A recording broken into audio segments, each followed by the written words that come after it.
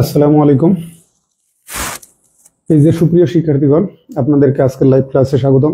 আজকের লাইভ ক্লাসটা মূলত হবে জেরান্ডের উপরে, পাশাপাশি প্রেজেন্ট পার্টিসিপল থেকে এটা কিভাবে ডিফারেন্স এই ডিফারেন্স গুলো প্রেজেন্ট করব। আসলে জেরান্ডটা কঠিন কিছু না, তারপরে জেরান্ড অনেক জটিল কিছু। আমি নিজেই কনফিউজড হয়ে গেছিলাম, মাঝখানে আমি নিজে একটা উত্তর ভুল করছি।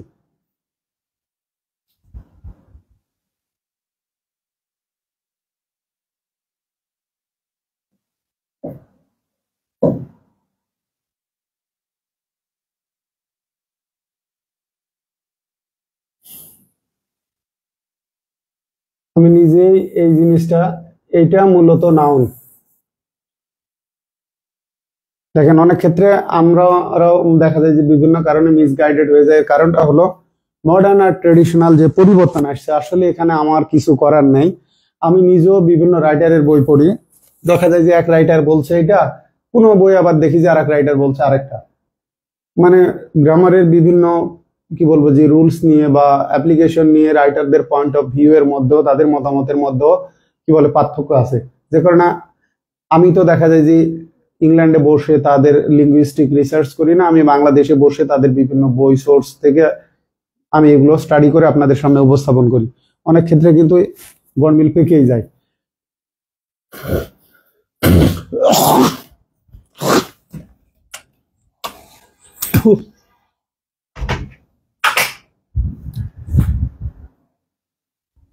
প্লিজ যুক্ত হতে থাকেন। তাহলে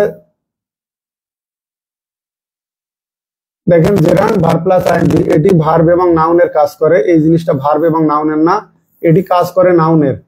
এটি ভার্ব থেকে গঠিত, ঠিক আছে? এটি এই জায়গাটা ঠিক করে নেন। সর্বদা নাউনের কাজ করে, সর্বদা নাউনের কাজ করে, ভার্ব থেকে গঠিত,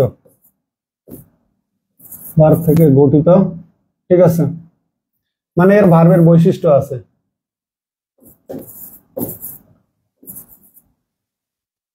যেহেতু এটা ভার্ব প্লাস আইএনজি, ভার্ব থেকে গঠিত, এই সর্বদা এটা বাদ দেন, দিয়ে লেখেন সর্বদা নাউনের কাজ করে।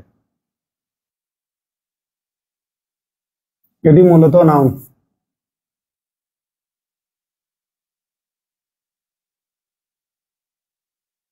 প্রধানত বলেন বা প্রাইমারিলি মানে প্রধানত, ঠিক আছে? সর্বদা প্রধানত নাউনের কাজ করে, এটা আমাদের মূল ফোকাস। তাহলে আমরা এখন শুরু করে নিই। দেখেন, অ্যাডজেক্টিভের পরে ভার্ব প্লাস আইএনজি থাকলে তা জেরান্ড হবে। অ্যাডজেক্টিভের পরে সাধারণত কি বসে? দেখেন, ইকোনমিক ডেভেলপমেন্ট। ইকোনমিক শব্দটা কি? অ্যাডজেক্টিভ, এর পরে ডেভেলপমেন্টটা নাউন, ঠিক আছে? বলা হচ্ছে he is in great difficulties. তাহলে দেখেন, he is in great difficulties, তাহলে গ্রেট ডিফিকাল্টিস, তাহলে গ্রেটটা অ্যাডজেক্টিভ, এরপরে ডিফিকাল্টিস নাউন। তো একইভাবে দেখেন এই যে ট্রাকসার টিচিং, ঠিক আছে? ট্রাকসার মানে সুগঠিত, যে শিক্ষাদান। ফ্যাসিলিটেটস লার্নিং মানে শিখতে সাহায্য করে। এখন আমরা এখানে দেখি, it is a capital saying, capital saying. তাহলে কি হচ্ছে দেখেন, it is a capital saying, তাহলে এটাও কি? জেরান্ড, ঠিক আছে? এটা নাউন। দেখেন, ইট ওয়াজ বা is a good thinking on your part, on your part মানে তার দিক থেকে একটা ভালো ভাবনা, কারো পক্ষ থেকে। On your part, on my part, on his part মানে কারো পক্ষ থেকে। তাহলে it was a good thinking, it was a good thinking, তাহলে থিঙ্কিংটা কি হবে? দেখেন, অ্যাডজেক্টিভের পরে, ঠিক আছে? এখন আমরা আরো একটা দেখি, ট্রেডিশনাল গ্রামার। মডার্ন গ্রামারে এখানে কিন্তু দেখেন a little learning. Traditional grammar অনুসারে এটা ডিটারমিনার, এটা অ্যাডজেক্টিভ, টিজি অনুসারে। জেরান্ডটা কিন্তু মূলত টিজিরই প্রোডাক্ট। তাহলে এই যে লার্নিংটা এখানে, ঠিক আছে, নাউনের জায়গায় বসছে, এটা gerund. A little learning is a dangerous thing. Dangerous, danger না, ডেঞ্জারাস। তাহলে এই যে এইটা হচ্ছে কি জেরান্ড। আপনার স্ট্রাকচার টিচিং, এটা হচ্ছে নাউন ফ্রেজ। তাহলে অ্যাডজেক্টিভ প্লাস জেরান্ড অথবা কি বললাম এ লিটল লার্নিং, তো এটা মডার্ন গ্রামার অনুসারে এ লিটলটা হচ্ছে ডিটারমিনার, আর ট্রেডিশনালে এ লিটল এটা হচ্ছে আর্টিকেল, লিটলটা হচ্ছে অ্যাডজেক্টিভ। এই ডিফারেন্স গুলো আছে, কারণ ট্রেডিশনাল গ্রামারে ডিটারমিনার বলে কোনো ওয়ার্ড ক্লাস বা পার্ট অফ স্পিচ ছিল না, তাহলে মানে অ্যাডভার্বের পরে। এখন মজার একটা বিষয়, সেটা যদি পরে ভার্ব থাকে, ঠিক আছে, সেক্ষেত্রে আর এই যে টুল স্পিকিং হবে না, তখন হবে ট্রু স্পিকিং।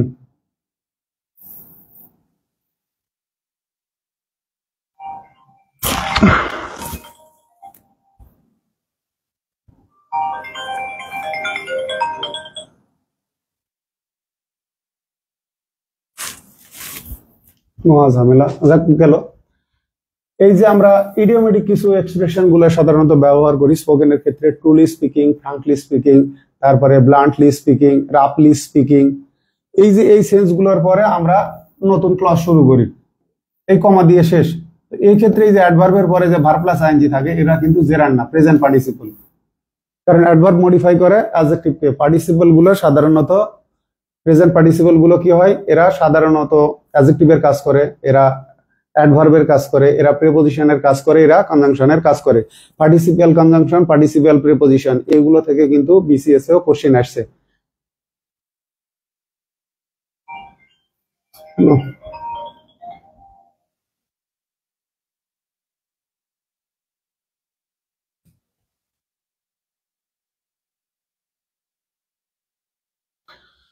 তাহলে আমরা পরেরটা দেখি, ভার্ব প্লাস আইএনজি এর পরে অথবা verb plus ING plus preposition সহযোগে যুক্ত কোনো ফ্রেজের পরে একটি ফাইনাইট ভার্ব থাকলে ভার্ব প্লাস আইএনজি জেরান্ড হবে। দেখেন ভার্ব প্লাস আইএনজি এর পরে এই যে ভার্ব প্লাস আইএনজি সিং, এরপরে একটা ফাইনাইট ভার্ব আছে, ইসটা হচ্ছে ফাইনাইট ভার্ব। মনে রাখবেন ফাইনাইট ভার্ব যদি হয়, ঠিক আছে, এটা টেন্স অনুসারে পরিবর্তন হবে, সাবজেক্টের নাম্বার পার্সন অনুসারে পরিবর্তন হবে। সাবজেক্টের নাম্বার পার্সন, যেমন দেখেন আই অ্যাম, আই অ্যাম, তাহলে অ্যামটা হচ্ছে ফাইনাইট ভার্ব, কারণ যদি আমরা সাবজেক্ট থার্ড পারসন সিঙ্গুলারে নিয়ে যাই হি ইজ হবে, পাস্ট টেন্সে যদি নিয়ে যাই আই ওয়াজ বা হি ওয়াজ। তো এক্ষেত্রে এই যে ইজ, অ্যাম, ঠিক আছে, ওয়াজ, এরা ফাইনাইট ভার্ব। এটাই বলা আছে ভার্ব প্লাস আইএনজি এর পরে, ঠিক আছে। এই যে দেখেন অন্য একটা ফাইনাইট ভার্ব, এই যে ফাইনাইট ভার্ব ইজ আছে। এখন দেখেন সিইং ও যেটা, বিলিভিং ও সেটা, তাহলে এখানে এটাও জেরান্ড, এটাও জেরান্ড, এটা সাবজেক্ট, এই বিলিভিংটা হচ্ছে এই ইজ ভার্বের কমপ্লিমেন্ট। ইজটাকে তো পরিপূর্ণ হওয়া লাগবে, সিইং ইজ মানে দেখাটা কি, মানে দেখিলেই বিশ্বাস হয়। এটা থেকে কয়েকভাবে কোশ্চিন আসে, যে সিইং ইজ বিলিভিং, এখানে বিলিভ গ্যাপ দেওয়া থাকে, বিআইএলইভি, বিএলআইইভি, এইভাবে ব্র্যাকেট, তো এর সঙ্গে আইএনজি হবে, সিইং ইজ বিলিভিং। আবার এই activity is teaching English, teaching,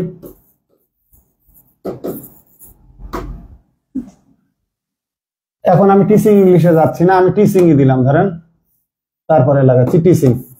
এই যে টিচিং, তাহলে এটা আমার সাবজেক্ট, আমার প্রিয় কাজটা কি, বা my job, my job is teaching, তাহলে এটা সাবজেক্ট, এই আমার সাবজেক্টটা, মাই জবটাই হচ্ছে টিচিং। কমপ্লিমেন্ট হতে পারে নাউন বা নাউন ইকুইভ্যালেন্ট, ঠিক আছে, প্রোনাউনও হতে পারে, যেমন আমি বলতেছি it is I, it is I who have done it, তাহলে এখানে আইটা কিন্তু ইটের কমপ্লিমেন্ট। ভালো কথা, মাই জব ইজ টিচিং, টিচিংটা হচ্ছে জেরান্ড। একইভাবে মাই ফেভারিট অ্যাক্টিভিটিজ, ঠিক আছে, টিচিং, বা my favourite activity is reading, আমার মানে পড়তে খুব ভালো লাগে, প্রিয় কাজ এটা, তো সেক্ষেত্রে রিডিংটা কি জেরান্ড। এক্ষেত্রে যদি অপশনে জেরান্ড এবং কমপ্লিমেন্ট থাকে, আসলে প্রশ্নকর্তাদের এইভাবে প্রশ্ন করা উচিত না। আমি বারবার এটা বলে আসছি, তারা শিক্ষার্থীদেরকেও কনফিউজ করে, আমাদেরকেও কনফিউজ করে। অনেক ক্ষেত্রে সিদ্ধান্তে পৌঁছানো যায় না যে কোনটা সঠিক উত্তর, আসলেই ঝামেলা হয়। তো কিভাবে দেখেন, my favourite activity is reading, তো রিডিংটা কি জেরান্ড। তো আপনি জেরান্ড ভার্ব প্লাস আইএনজি, যদি জেরান্ড আইডেন্টিফাই চান, আপনি যদি জেরান্ড আইডেন্টিফিকেশন চান, তাহলে আপনি এইভাবে প্রশ্নটা তৈরি করেন। অপশন এইতে ধরেন প্রেজেন্ট পার্টিসিপল দিলেন, বিতে আপনি জেরান্ড দিলেন, তারপরে সি তে আপনি কি দিয়ে দিলেন, ফাইনাইট ভার্ব দিলেন। মানে এই জাতীয়, মানে আমার কাজ হলো জেরান্ড আর পার্টিসিপল শনাক্ত করে যেন শিক্ষার্থীরা বুঝে, মানে আর অন্য তিনটা অপশন যেন উত্তর না হয়। এখন আপনি কমপ্লিমেন্টও দিয়েছেন, জেরান্ডও দিয়েছেন, এক্ষেত্রে দুটোই 100% রাইট। ঠিক আছে, সেন্টেন্স এলিমেন্টের ক্ষেত্রে যদি যাই তাহলে কি হবে, সেন্টেন্স এলিমেন্টের ক্ষেত্রে অবশ্যই ওইটা কমপ্লিমেন্ট হবে, সাবজেক্ট ভার্ব অবজেক্ট অথবা কমপ্লিমেন্ট। মাই ফেভারিট অ্যাক্টিভিটিজ, তাহলে এখানে মাই ফেভারিট অ্যাক্টিভিটি হচ্ছে সাবজেক্ট, ইজটা হচ্ছে লিঙ্কিং ভার্ব বা নাউনকে মডিফাই করে। তাহলে আপনি অপশনে কেন অ্যাডজেক্টিভ দিবেন? আপনি ভার্ব প্লাস আইএনজি তো শিক্ষার্থীদের চাচ্ছেন যে তারা শনাক্ত করুক যে এটা প্রেজেন্ট পার্টিসিপল নাকি জেরান্ড। মানে ভার্ব প্লাস আইএনজি, ভার্বের সঙ্গে আইএনজি যুক্ত হলে আমাদের সমস্যা কোথায়, এটা কখন জেরান্ড হবে আর কখন পার্টিসিপল হবে। তো ভালো কথা, নাউনের কাজ করলে এরা জেরান্ড হবে, আর নাউন ব্যতীত অন্যান্য কাজগুলো করলে সেটা ভার্বের কাজ করুক, অ্যাডজেক্টিভের কাজ করুক, অ্যাডভার্বের কাজ করুক, প্রিপোজিশনের কাজ করুক, কনজাংশনের কাজ করুক, মানে নাউন ছাড়া অন্য কাজগুলো করলে এরা প্রেজেন্ট পার্টিসিপল। তাহলে আমরা শিক্ষার্থীদের কাছে প্রশ্নকর্তা চাচ্ছেন কি, এটা প্রেজেন্ট পার্টিসিপল নাকি জেরান্ড? তাহলে আপনার প্রশ্নের অপশনগুলো এইভাবেই দেওয়া উচিত। কিন্তু আপনি নিষ্ঠুর তামাশা করতেছেন শিক্ষার্থীদের সাথে, স্ল্যাং কিন্তু ইউজ করলাম না, নিষ্ঠুর তামাশা করতেছেন। আপনি অপশনে একটা দেন, হয় অ্যাডজেক্টিভ দেন অথবা পার্টিসিপল দেন, ঠিক আছে, অথবা পার্টিসিপল দেন বা প্রেজেন্ট পার্টিসিপল দেন। এখন আপনি অপশনে দুটাই দিচ্ছেন, আরে বাবা ওইটা তো ফাংশনালি ওয়ার্ড ক্লাসের মধ্যে অবশ্যই অ্যাডজেক্টিভ। তো এই তামাশা করার দরকারটা কি? আপনি যদি জেরা, কারণ অনেকে আবার আমাকে এইরকম জ্ঞান দেয় যে এটা যেহেতু পার্টিসিপল অধ্যায়ে আলোচনা করা আছে এটা হবেই। তো এখন প্রশ্নটা দেখেন, ডিসগাইজ প্রিপোজিশন, এটা আর্টিকেল তো, আবার এটা ডিটারমিনারও।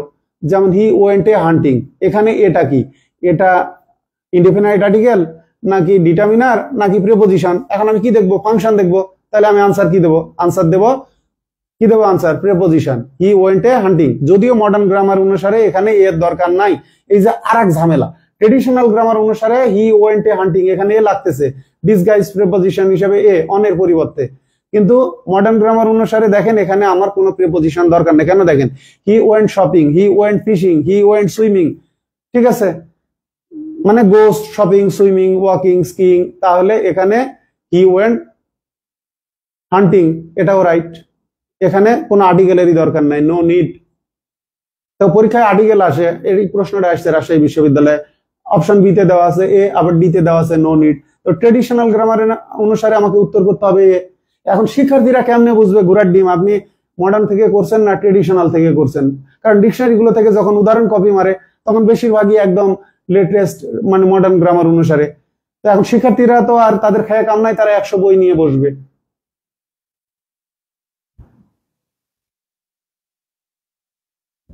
তো এই বিষয়গুলো নিয়ে আসলে প্রশ্নকর্তাদের সচেতন হওয়া উচিত। তাহলে কি বললাম, এ রোলিং স্টোন গ্যাদার নমস, এখানে দুটাই রাইট, মানে পার্টিসিপল রাইট, অ্যাডজেক্টিভ রাইট। এখন ফাংশনকে প্রায়োরিটি দিতে গিয়ে আমাকে কি করতে হচ্ছে, আনসার নিতে হচ্ছে। এখন অনেকে বলে যে যদি কোন পার্ট অফ স্পিচ চাই, আরে ভাই চাওয়া লাগবে কেন, আপনি কি স্পেসিফাই বলছেন? এখানে আপনার অ্যাডজেক্টিভ আনা মানে ওটা ভার্ব কাজই করছে অ্যাডজেক্টিভ হিসাবে। তো যে যেটার কাজ করবে, জেরান্ড গুলা কি, পার্টিসিপল গুলা কি, আমরা কার মধ্যে আলোচনা করি, ভার্বের মধ্যে। এরা তো ভার্ব, তো এরা ভার্ব হলো, এদের ফাংশনটা কি, এদের ফাংশনটা হলো অ্যাডজেক্টিভের। যেমন ওই যে go and catch the falling star, তো ফলিংটা পরীক্ষায়, একটা পরীক্ষায় আসছে যেটা কি অ্যাডজেক্টিভ।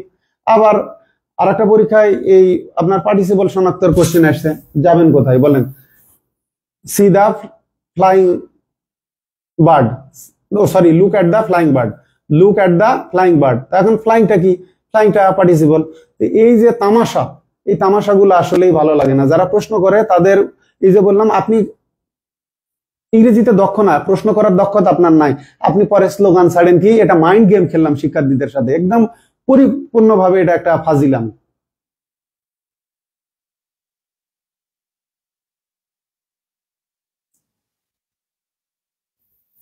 এই মাইন্ড গেম খেলতে খেলতে আমাদের মাইন্ড গুলো মাঝে মাঝে নষ্ট হয়ে যায়। তাহলে কি বললাম, মাইকেল সনের বই থেকে এই প্রশ্নটা কপি করছে যে my favourite activity is reading. এখন রিডিং এর ডান সাইডে ব্র্যাকেটে লেখা আছে কমপ্লিমেন্ট, যাক আমি আনসারটা কমপ্লিমেন্টই দিয়েছি। এখন একইভাবে দেখেন, প্রশ্ন তৈরি করে প্রশ্নকর্তা, do you enjoy teaching, do enjoy teaching অবজেক্টের পরে আমি দেখাচ্ছি, দেখেন, ডু ইউ এনজয় টিচিং, যেহেতু টিচিং নিয়েই কথা হচ্ছে, টিচিং এই থাকুক, teaching is a noble profession, ঠিক আছে। তাহলে দেখেন, do you enjoy teaching, teaching, তাহলে এনজয় ইট, এটা ট্রানজিটিভ ভার্ব, এর পরে এটা কি, এটা ভার্ব প্লাস আইএনজি মানে জেরান্ড।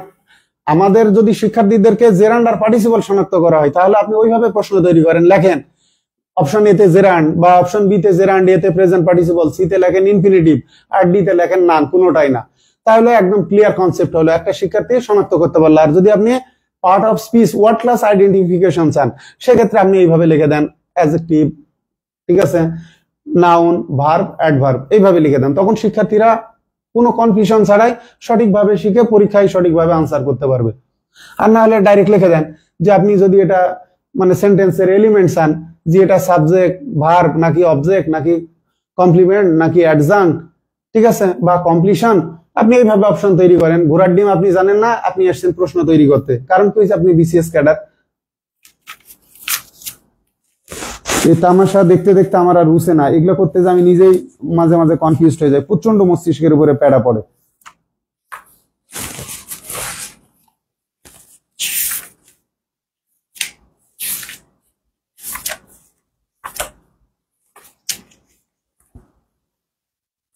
আর প্রশ্নকর্তার সব কপি মারে, আমি আপনাদেরকে দেখাই, সব কপি বাস, একটা লাইনও তাদের লেখার যোগ্যতা নাই। এই যে দেখেন, he found that parking was difficult, এটাও আসছে হি ফাউন্ড পার্কিং ডিফিকাল্ট। তো হি ফাউন্ড দ্যাট এই প্রশ্নটাও কিন্তু আসছে চাকরির পরীক্ষায়, দুবার রিপিট আসছে, হি ফাউন্ড পার্কিং ডিফিকাল্ট, এটাও দুটাই জেরান্ড, ভালো কথা। এই যে এই প্রশ্নটা এবারে দেখেন, এই যে দেখেন,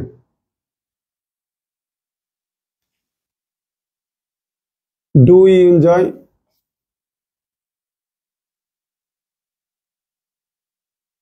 কি ব্যাপার আমি হারায় ফেললাম, বকতে বকতে মাথা থেকে বের হয়ে গেছে,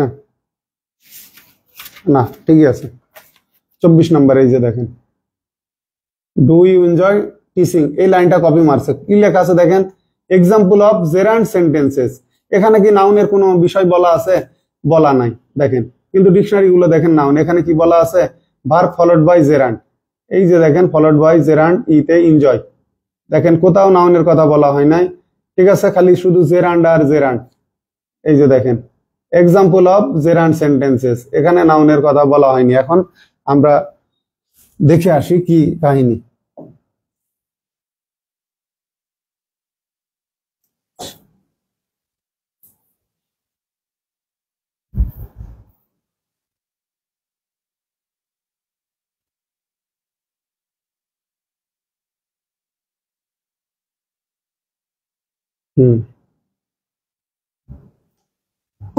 এগুলো আর ভালো লাগে না, দেখেন কোত্থেকে কোনটা কপি মারছে এগুলো আমি খুব ভালো করেই জানি, এটা বিষয় না। এখানে দেখেন he contemplated marrying his cousin, এটা high school English grammar Wren and মার্টিনের বই থেকে কপি মারা, এই বিসিএস এর কোশ্চেনটা। এখানে ম্যারিংটা কি, ভালো কথা। তাহলে এই যে ডু ইউ এনজয় টিচিং, যেটা আপনাদেরকে দেখালাম, ডু ইউ এনজয় টিচিং, তাহলে a noun, A participle, A gerund, N adjective, এটা পুরাটাই একটা তামাশা। এই প্রশ্ন স্ট্যান্ডার্ড না, মানে এই প্রশ্নটা করাই ঠিক হয়নি। এই প্রশ্নটা প্রথমে আসছে দেখেন, পররাষ্ট্র মন্ত্রণালয়ের ব্যক্তিগত কর্মকর্তা 6, আর লোক প্রশাসন 10-11, তারপরে এই ইউনিটে আবার 17-18, বিভিন্ন মন্ত্রণালয়ের সহকারী প্রোগ্রামার 22, বিমান বাংলাদেশ এয়ারলাইন্সের হেল্পার 24 সালে আবার আসছে। তার একটা বিষয় আপনাদের বলি, মাস্টার বইয়ে আরো যদি 5 বছর ইনশাল্লাহ আমি এডিশন না দিই, এই বইয়ের গুরুত্ব না, 10 বছরের গুরুত্ব কমবে না। কেন? হয়তোবা সাল আপডেট করা নাই, কিন্তু তথ্যগুলো তো বইয়ের মধ্যে ঠিকই আছে। একটা কোশ্চেন আছে চিটাগং ইউনিভার্সিটির adjective position of part of স্পিচের মধ্যে, the young man seems very sensible. এই প্রশ্নটা চিটাগং ইউনিভার্সিটিতে ইউনিটে 6 আসছে। এরপরে এটা 24 সালে ক্যাবের ইন্সপেক্টরে আসছে, ধরেন 24 সালে, আবার 25 সালের আর একটা দেখলাম পরীক্ষায় রিপিট হয়েছে, কিন্তু মাস্টার বইয়ে সিইউ। এখন এই যে দেখেন, এগুলো এখন পেজ নাই যে আমি তথ্যগুলো ঢুকাবো কোথায়, এখন বাধ্য হয়ে স্পেস কমিয়ে ফেলতে হবে।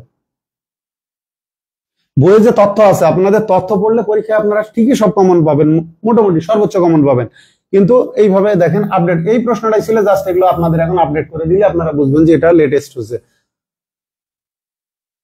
তাহলে এখানে দেখেন, আপনাকে এই প্রশ্নটা করা লাগতো এইভাবে, দেখেন do you enjoy teaching, do you enjoy teaching, তাহলে অপশন এতে ধরেন দিলেন, আপনি কি দিলেন, প্রেজেন্ট পার্টিসিপল, ধরেন প্রেজেন্ট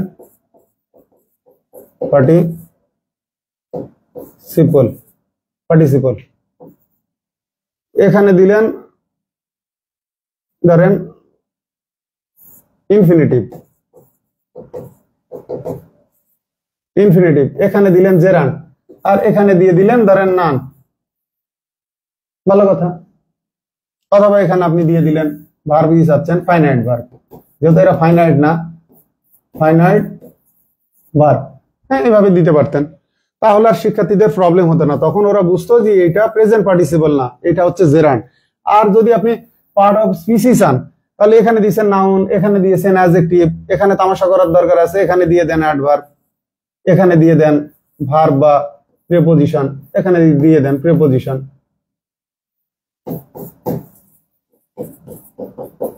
তখন শিক্ষার্থীরা বুঝে নেবে যে এটা এনজয় ট্রানজিটিভ ভার্ব, এর অবজেক্ট হিসেবে এটা বসছে, তাইলে এটা নাউন, এটা নাউন। কিন্তু যখন আপনি জেরান্ড পার্টিসিপল আইডেন্টিফিকেশন দিবেন, এই বালটা দেওয়ার দরকার ছিল না, এটার দেওয়ার দরকার ছিল না, এটাও দেওয়ার দরকার ছিল না, যেভাবে বললাম সেভাবে। তাহলে এখানে আনসার কয়টা রাইট হচ্ছে? এখানে প্রশ্নকর্তা উত্তর নিয়েছে এইটা, আনসার নিয়েছে সি, প্রশ্নকর্তা নিয়েছে সি। আমি তো দেখালামই জেরান্ড সেন্টেন্সেস, এই যে দেখেন কোন বই থেকে প্রশ্নগুলো করা সেটা দেখেন, এই যে দেখেন a practical English uses, sorry a practical English grammar, এই যে থমসন এন্ড এভে মার্টিনেট, আর প্র্যাকটিক্যাল ইংলিশ ইউজেস এর লেখক মাইকেল সোয়ান, দুটো বই থেকে কোশ্চেন। এই যে দেখেন do you enjoy teaching, example of verb, মানে কোন ভার্ব গুলো প্লাস জেরান্ড সেন্টেন্সেস, মানে যে verb plus gerund sentences.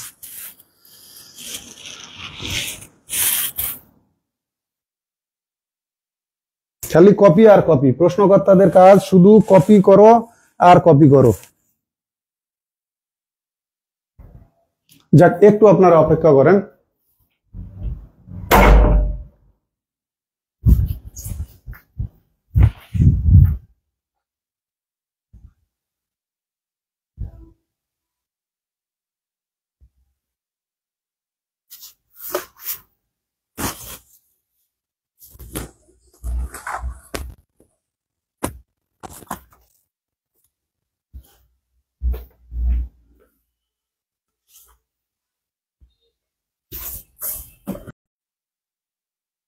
Sorry,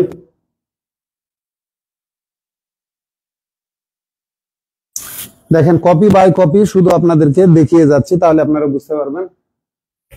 এই প্রশ্নটা কপি করা কোথা থেকে? এটা common mistakes in English TJ Fitikides এর বই থেকে। এখানে দেখেন auxiliary verb, object, participle, gerund, এখানে অপশনগুলো এটাও রাইট। দেখেন হি অ্যাভয়েডেড মেকিং, এখানে এটাও রাইট আনসার, কারণ এটা তো অবজেক্ট। কার অবজেক্ট? এই ট্রানজিটিভ ভার্বের object, making the same mistakes. তাহলে এটা কি হিসেবে বসছে? এর অবজেক্ট হিসেবে বসছে, তো এটাও রাইট আনসার। এখানে যেমন ডি রাইট আনসার, এটা প্রশ্নকর্তা নিয়েছে, এটা প্রশ্নকর্তা নিয়েছে, এটা common mistakes English TJ Fitikides এর বই থেকে নেওয়া, শুধু কপি আর কপি, কিন্তু প্রশ্ন ঠিক নাই, কিন্তু এটাও রাইট। এটা তো অবজেক্ট, কার অবজেক্ট? এই যে এই অ্যাভয়েড, অ্যাভয়েড এর পরে ইট, অ্যাভয়েড অবজেক্ট নাই, তো এক্ষেত্রে এটাও রাইট। এই যে এইভাবে মানে কি বলবো, যে ফাজিলামি কোশ্চেন করার কোনো মানেই হয় না, তারা নিজেদেরকে বিশাল জ্ঞানী মনে করে।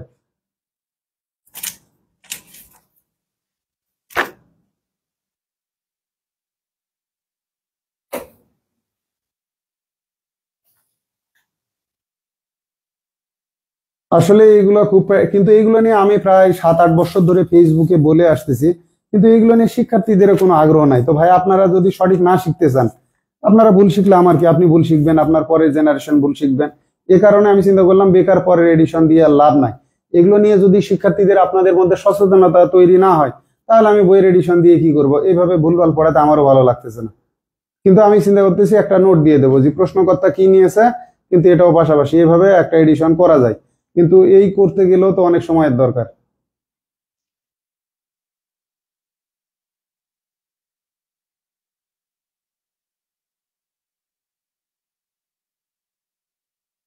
শুধু কপি আর কপি।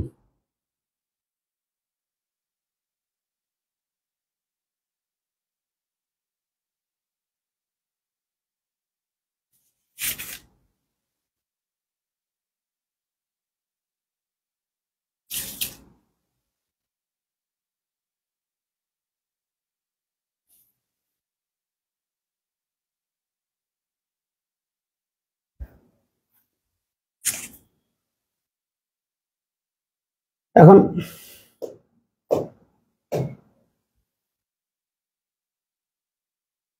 যাকে আমরা শুরু থেকে পড়ে আসি, 1 বাই 1 দেখি। এই যে দেখেন জেরান্ড আমাদের কি হিসেবে আসতে পারে।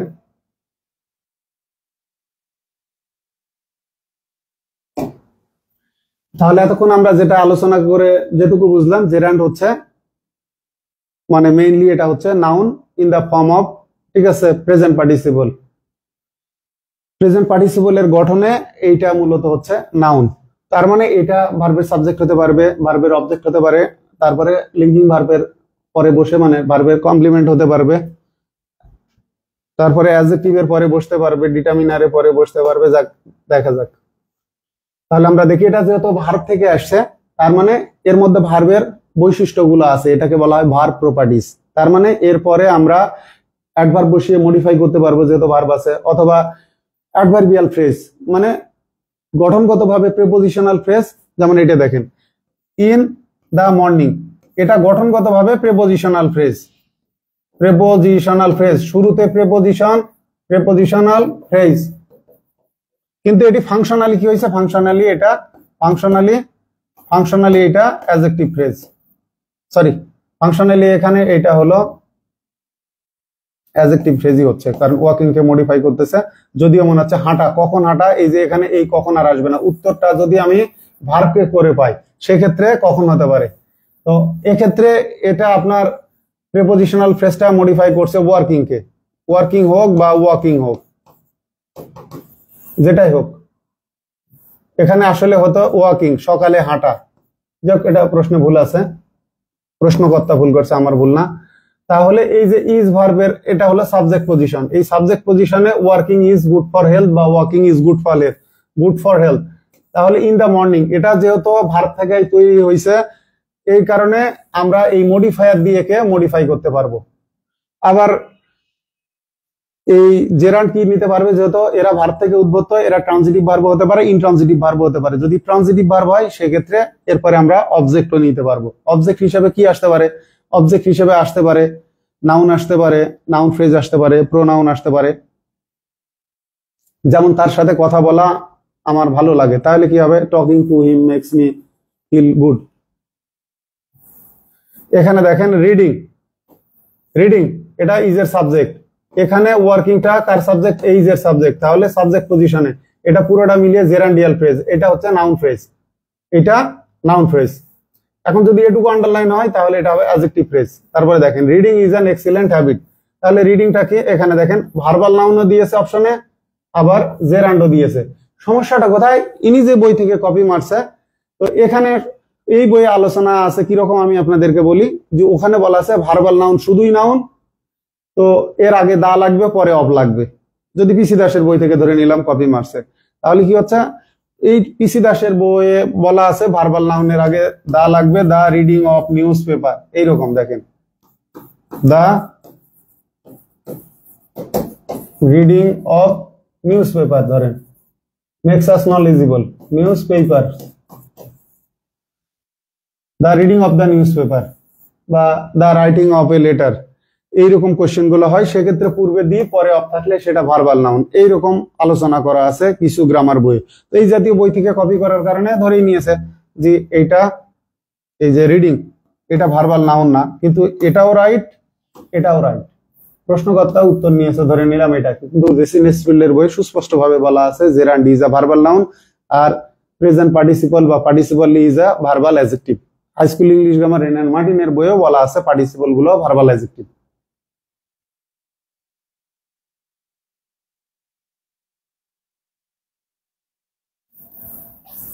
এরপরে আসে দেখেন সুইমিং, একইভাবে walking is a good habit, is a good exercise. এখন একটা মজার বিষয়, এই যে গুড এক্সারসাইজ এটা ট্রেডিশনাল গ্রামারে ঠিক আছে, কিন্তু মডার্ন গ্রামারে এখানে ডিটারমিনার দরকার নাই, এমজি করলে এখানে এটা লাগবে না, এমজি করলে এটা মিশিয়ে দিতে হবে, মডার্ন গ্রামার বা মডার্ন ইউজেস। কিন্তু ট্রেডিশনাল ইউজেসে ঠিক আছে, এটা হলো সাঁতার একটা, কারণ ট্রেডিশনালে এক্ষেত্রে এক্সারসাইজটা হচ্ছে কমন নাউন, কিন্তু মডার্নে এটা হয়ে গেছে আনকাউন্টেবল নাউন। দেখেন এই যে বিবর্তন, ঠিক আছে, মানে ট্রেডিশনাল গ্রামারে অনেক কিছুই ছিল যা মডার্ন গ্রামারে এসে আজকে এগুলো নাই হয়ে গেছে। যেমন আমরা আগে পড়তাম কি ম্যাটেরিয়াল নাউন, যা আম আমার প্রিয় ফল, mango is my favourite fruit, PC দাসের বই দেখবেন লেখা আছে। আবার জেসি নিসফিল্ডের বই থেকে উনি ওইটা কপি করছে। জেসি নিসফিল্ডের বইয়ে মূল সেন্টেন্সটা ছিল orange is my favourite food, কিন্তু মডার্নে এসে এগুলো কি হয়েছে, এগুলো কাউন্টেবল নাউনের মধ্যে চলে গেছে, কারণ ম্যাটেরিয়াল নাউন নাই। এগুলো ম্যাটেরিয়াল নাউন, এই যে ম্যাঙ্গো, এটা চলে গেছে কাউন্টেবল এর মধ্যে, যেগুলো গণনাযোগ্য। কিন্তু এখন আপনি বলতে পারেন তো রাইসটা কি, রাইস কি আবার কাউন্টেবল এর মধ্যে গেছে? না, রাইস চলে গেছে আবার আনকাউন্টেবল এর মধ্যে। এগুলো ঝামেলা, এটা চলে গেছে রাইসটা আনকাউন্টেবল এর মধ্যে। তো এক্ষেত্রে আপনি দেখেন আমি আম পছন্দ করি, তখন কি করা লাগতেছে, তখন আমাকে এইভাবে লিখতে হচ্ছে আই লাইক ম্যাঙ্গোজ, অথবা আম আমার প্রিয় ফল। মডার্ন অনুসারে কি হবে, mangoes are my favourite fruit, ফ্রুটের প্লুরাল ফ্রুটই থাকবে। এত জটিল করলে হয়? যদি জটিলই হয় তাহলে একটা প্যাটার্নে আসতে হবে। আমাদের দেশে প্রশ্নকর্তা তাদের যারা বিশ্ববিদ্যালয় ভর্তি পরীক্ষার প্রশ্ন তৈরি করেন বলে দেওয়া উচিত যে আমরা মডার্ন গ্রামার অনুসারে প্রশ্ন করব, অথবা পিএইচসির যারা প্রশ্ন করে, বিসিএস এর কোশ্চিন করুক বা অন্যান্য নিয়োগ পরীক্ষার, তাদের বলে দেওয়া উচিত যে আমরা মডার্ন গ্রামার অনুসারে কোশ্চিন করতেছি। প্রশ্নের শুরুতে একটা ইনস্ট্রাকশন দেওয়া উচিত। ঢাকা বিশ্ববিদ্যালয়ের একই প্রশ্নে দেখলাম সাইক্লিং দিয়ে একটা কোশ্চিন দিয়েছিল বছর দুয়েক আগে, 1 বছর আগে আর কি, যে সাইক্লিং ইজ গুড এক্সারসাইজ, এটাও right. To cycle is good exercise, এটাও রাইট, ঠিক আছে। আবার cycling is a good exercise, এটা ট্রেডিশনালি রাইট, এটা আনসার নিয়েছে। তাহলে মডার্নের এই দুটা কি করলো, to cycle is good exercise এটাও রাইট, আবার সাইক্লিং ইজ গুড এক্সারসাইজ এটাও রাইট। তাহলে আপনি যাবেন কোথায়? প্রশ্নকর্তা যারা, এই জন্য বাংলাদেশে পড়াশোনা, এখানে এই যে বললাম তো, এটাও ভাগ্য নির্ভর। অনেকে বলে পরিশ্রম করে সফলতা পাওয়া যায়, সব ক্ষেত্রে হয় না। অনেক বেশি পরিশ্রম করলে অনেক সময় গড়মিল পেকে যায়। আমি নিজেই অনেক সময় কনফিউজড হয়ে দিয়ে একটা ভুল করে বসি।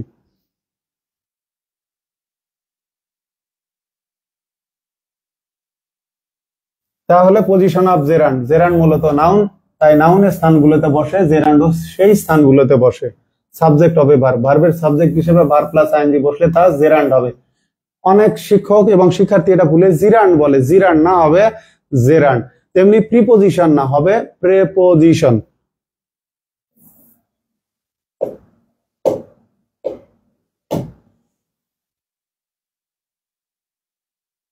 এই যে দেখেন এখানে আলোচনা করা আছে। এক্ষেত্রে গুডে কথাটি ভুল, এটা হলে মডার্ন অনুসারে এমজি লেখা লাগতো, এটা এমজি অনুসারে।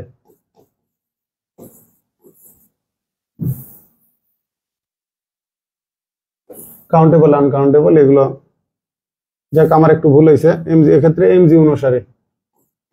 আপনারা একটা নোট দিয়ে রাখেন, এমজি অনুসারে, এমজি অনুসারে, এমজি। এটা অক্সফোর্ড ডিকশনারিতেও পাবেন, এই উদাহরণটা আপনারা অক্সফোর্ড ডিকশনারিতেও পাবেন। Swimming is good exercise.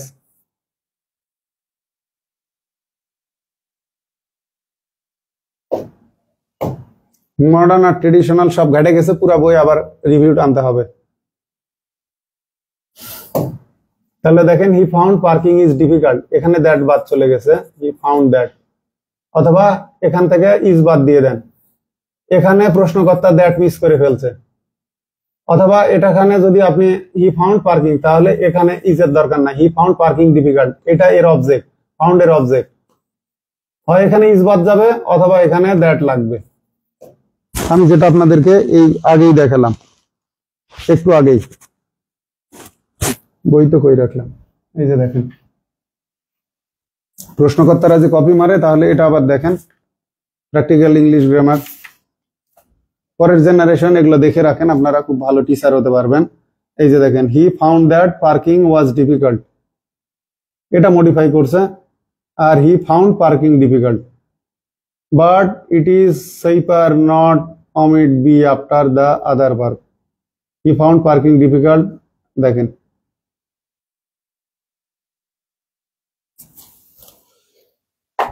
মূল প্রশ্ন ছিল কনসিডার্ড এ সিরিয়াস ক্রাইম, এটা আবার ব্যারন স্টোভেল থেকে এই উদাহরণটা কপি করা। এখানে দুটা, যে টু শপলিফট, যদি টু শপলিফট থাকতো তাহলে এটা আগে ছিল, আনসার এটা হতো যদি শপলিফট থাকতো, ঠিক আছে। যেহেতু মনে রাখবেন স্পোকেনের ক্ষেত্রে আপনারা জেরানটাকে প্রায়োরিটি দিবেন, মানে ভার্ব প্লাস আইএনজিটাকে সাবজেক্ট হিসেবে। ইনফিনিটিভটা হলো বেশি ফর্মাল, এটা মূলত লেখালেখির ক্ষেত্রে, একাডেমিক বা ফর্মাল রাইটিং এর ক্ষেত্রে। এই জায়গায় হবে টু শপলিফট, মানে দোকান থেকে মূল্য না দিয়ে কোনো পণ্য নিয়ে আসা, যেটাকে বলে দোকান চুরি, ক্রেতার ছদ্মবেশে চুরি, এটাকে বলা হয় শপলিফট, মানে শপলিফটিং বা টু শপলিফটিং। তো এই জন্য আমাদের এই সাবজেক্ট হিসেবে বসবে শপলিফটিং অথবা টু শপলিফট, কিন্তু এখানে টু শপলিফটিং লেখা আছে তাই এটা ভুল।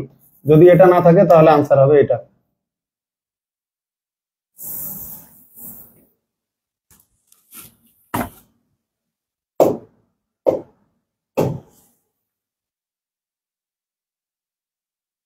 এখন আমরা দেখি object of A verb. Transitive verb মানে ভিটি, এর অবজেক্ট হিসেবে ভার্ব প্লাস আইএনজি বসলে তা জেরান্ড হবে। অবজেক্ট আমরা সাধারণত ভার্বের পরে ইট বসে, এগুলো দেখেন আই লাইক ইট, অ্যাভয়েড ইট, ওই যে avoid making the same mistakes আগে যেটা বললাম, স্টার্ট ইট, স্টপ ইট, ঠিক আছে। ইট হ্যাজ স্টপড রেইনিং, বৃষ্টি হওয়া থেমে গেছে। I enjoy teaching. তাহলে আমরা শুরুটা দেখি কন্টেম্পলেটেড। মূল বইটা কোথায় রাখলাম খুঁজে পাচ্ছি না, পরে এই বইটা আবার নিয়ে আসলাম পাশের রুম থেকে, দেখি আবার বন্ধ হয়ে গেল কিনা। আমাদের এই যে দেখেন এই উদাহরণটা কপি মারা থেকে, দেখেন সব কপি আর copy. Participle gerund, the gerund,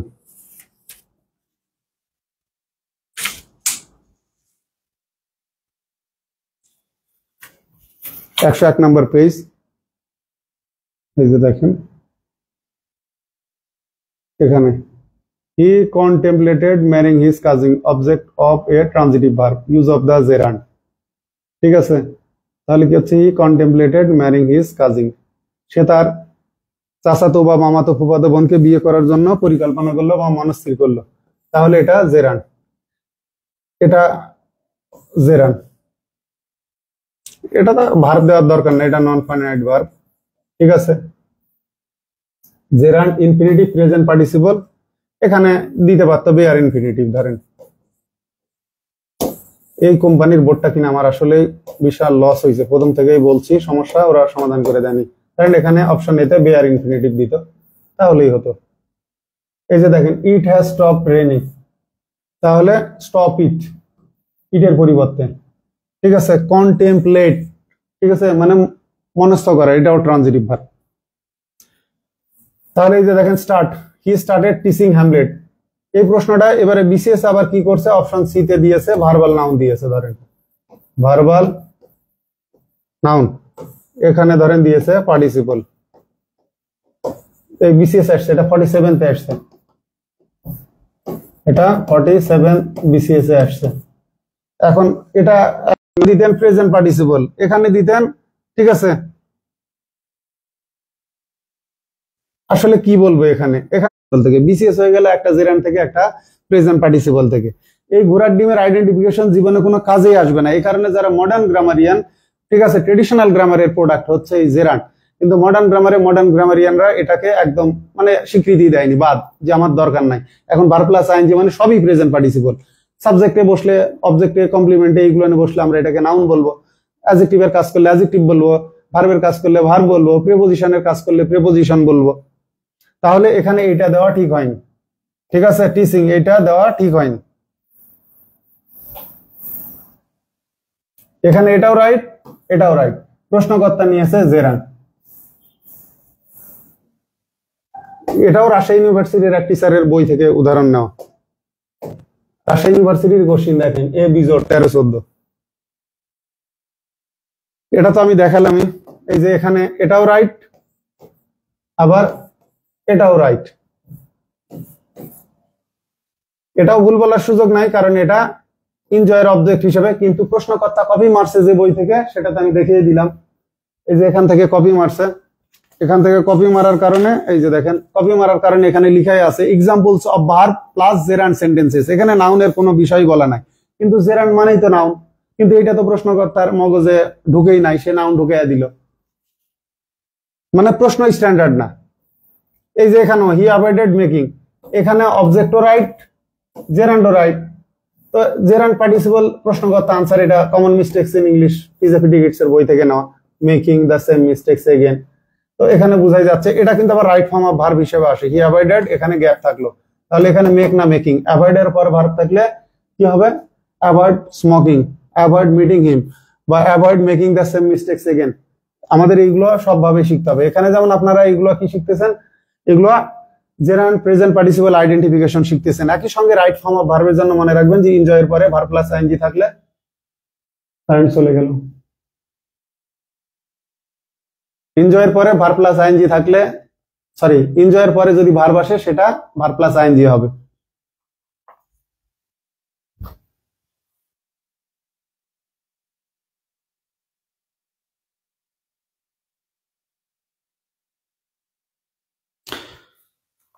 দেখ ইলেকট্রিসিটি চলে গেছে, আর কি বলি।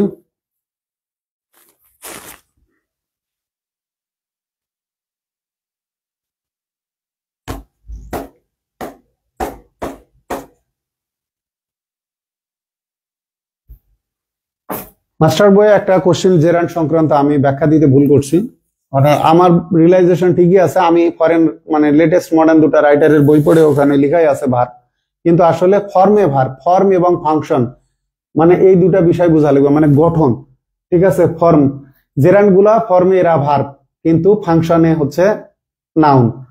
এই গড়মিল হওয়ার কারণে আমি একটা উত্তর ভুল করে রাখছি, এটার জন্য আমি সরি, এটা আমি সংশোধন করে দেব। তো মোটামুটি পুরো বই আমি আবার চিরুনি অভিযান চালাচ্ছি। পাশাপাশি আর একটা বিষয়, সেটা মাস্টার বইয়ের ট্রান্সলেশন অংশে দেখবেন একটা কি আছে, ট্রান্সলেশন আসে যে তুমি কোন শ্রেণীতে পড়ো, তুমি কোন শ্রেণীতে পড়ো। এইটা পিকেডি সরকারের বইয়ে লেখা আছে, দেখেন তুমি কোন শ্রেণীতে পড়ো, what class do you read in. এটা ইসলামিক ইউনিভার্সিটি বি ইউনিট 5-6 প্রশ্ন। এই প্রশ্ন যদি বাই চান্সই হয় তো প্রশ্নকর্তা ধরেন পিকেডি সরকার স্যারের বই থেকে কপি করলো, a textbook of higher English grammar composition and translation, মানে এগুলো থেকেই তারা কপি মারে। এটা ট্রেডিশনাল অনুসারে এটাই রাইট। আমরাও যখন হাই স্কুলে পড়ছি আমাদেরকে ট্রান্সলেশন এটাই শেখানো হয়েছে, তুমি কোন শ্রেণীতে পড়ো, what class do you read in, আর আনসার হবে আই রিড ইন ক্লাস। কিন্তু এখন মডার্নে এসে এটার ব্যবহারটা পাল্টে গেছে। মডার্ন ইউজেসটা হচ্ছে what class are you in, তখন আপনি বলতেছেন আই এম ইন ক্লাস 5 বা ক্লাস 6 বা ক্লাস, মানে যেটা রিলেভেন্ট আনসার হওয়া উচিত। তো এই যে ঝামেলা মডার্ন, এই যে দেখেন what class are you in, তো অপশনে কিন্তু দুটাই আছে, অপশনে দুটাই আছে। ধরেন অপশন বি তে দেওয়া আছে হোয়াট ক্লাস মানে ডু ইউ রিড ইন, আবার ডি তে আছে what class are you in. তো একটা মডার্ন একটা ট্রেডিশনাল ইউজেস, আপনি যাবেন কোন দিকে, পড়ছে শিক্ষার্থীরা। আবার আছে আমার 3 জোড়া জুতা আছে, এটা যেই ট্রেডিশনাল বাংলাদেশি গ্রামার বই থেকে প্রশ্নটা করা হয়েছে, সেখানে লেখাই আছে I have 3 pair of shoes. High school English grammar রেনার মার্টিনের বইয়েও বলা আছে পেয়ারের আগে যদি কোনো নিউমেরাল থাকে, মানে প্লুরাল নিউমেরাল 2, 3, 4, 5 এগুলো যদি থাকে তাহলে পেয়ারের সাথে এস হবে না, I have 3 pair of shoes. কিন্তু মডার্ন ইউজেজে এসে এখন আবার কি হয়েছে মডার্ন গ্রামারে, সেটা কি জানেন, মডার্ন গ্রামারে যে পেয়ারের আগে যদি সংখ্যাবাচক থাকে তাহলে প্লুরাল করতে হবে। তাহলে মডার্ন অনুসারে কি I have 3 pairs of shoes. এখন লেটেস্ট মানে এই মডার্ন গ্রামার অনুসারে বিসিএস একটা কোশ্চিন আসছে যে I have 2 pair of jeans নাকি 2 পেয়ার অফ জিন্স, এটা লংম্যান ডিকশনারি থেকে হুবহু কপি। আমি কিভাবে আপনাদের চাকর বাকর না দেখা যায় যে আমার মানে এত তো পেড়া নেওয়া যায় না, এর দায়ভার হলো প্রশ্নকর্তাদের। কিন্তু আপনাদের এই যে নিখুঁত আনসার দিতে গিয়ে এখন বলেন একটা বই বেশি 600 টাকা নেন, আরে বাবা অন্যরা একটা বই 600 চেয়ে বেশি দামে বিক্রি করে, কিন্তু তারা কত ভুল উত্তর দিয়ে রাখে। আপনারা এইসব বই কিনেন, কোনোদিন তাদেরকে প্রশ্ন উঠাইছেন আপনাদের যত চুলকানি সমস্যা কার ক্ষেত্রে, আমার ক্ষেত্রে 600 টাকা দিয়ে বই কিনছি, পেজ মিসিং হয়েছে, সেটা তো সুন্দর করে ভদ্রভাবে লিখতে পারেন যে স্যার আমি বই কিনেছিলাম আপনার, আমার বইয়ে এত থেকে এত পেজ মিসিং, না হয়ে বেয়াদবের মতো শুরু করেন ভাই আপনাদের সবকিছুতেই ভুল হয়, এই ঘোড়ার ডিম হয়েছে, ওই ঘোড়ার ডিম হয়েছে। আরে ভাই ভুলতে হবে, এই যে আমি এই বোর্ডটা কিনছি প্রায় মানে 5.5 লাখ টাকার উপরে দিয়ে আপনাদেরকে পড়ানোর জন্য, প্রতিদিনই দেখবেন বোর্ডে প্রবলেম হয়, তাদেরকে জানিয়েছি ব্যাগ বনে, এরা আজ পর্যন্ত কোনো সলিউশনই দেয়নি। আমি কি তাদের সাথে মারামারি করব?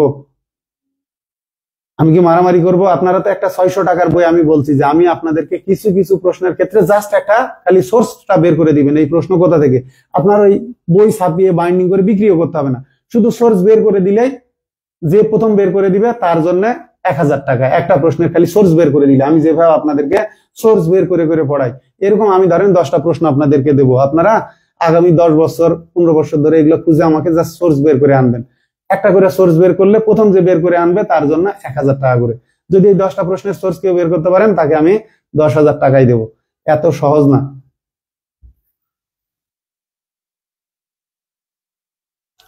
তো যাই হোক, ইলেকট্রিসিটি যেহেতু নাই, কিছু করার নাই। আপাতত ক্লাস এ পর্যন্তই থাকুক। আমি এরপরে আবার লাইভে আসলে পরবর্তীতে মানে যেটুকু জেরান্ডের ডিসকাশন আছে এটুকু শেষ করে দেব। আর আরেকটা বিষয় আপনাদেরকে বলি, আপনাদের যদি কোনো প্রশ্ন জিজ্ঞাসা থাকে আমি পরবর্তী মানে পোস্ট দিলে ওই পোস্টের নিচে কমেন্ট করে জানাবেন যে আপনার কোন প্রশ্ন বা কোন জায়গায় শনাক্তকরণে বুঝতে সমস্যা বা আপনি মানে আইডেন্টিফাই করতে পারতেছেন না, আপনার প্রবলেম গুলো লিখবেন। তো ভালো থাকবেন। ক্লাস নেওয়ার সময় কোনো ধরনের যদি স্লিপ অফ টাং হয় অথবা স্লিপ অফ পেন হয়, অর্থাৎ বলার বা লেখার ভুল ত্রুটি হলে ক্ষমা প্রার্থী। কোনো ধরনের প্রেজেন্টেশনে যদি অসঙ্গতি দেখেন সেটাও প্লিজ জানাবেন। আমি চেষ্টা করব আরো অপেক্ষাকৃত মানে বেটার মানে আরো ভালো করার জন্য। ভালো থাকবেন আপনারা, আপনাদের সুস্থতা কামনা করি। That's all for now. আল্লাহ হাফেজ।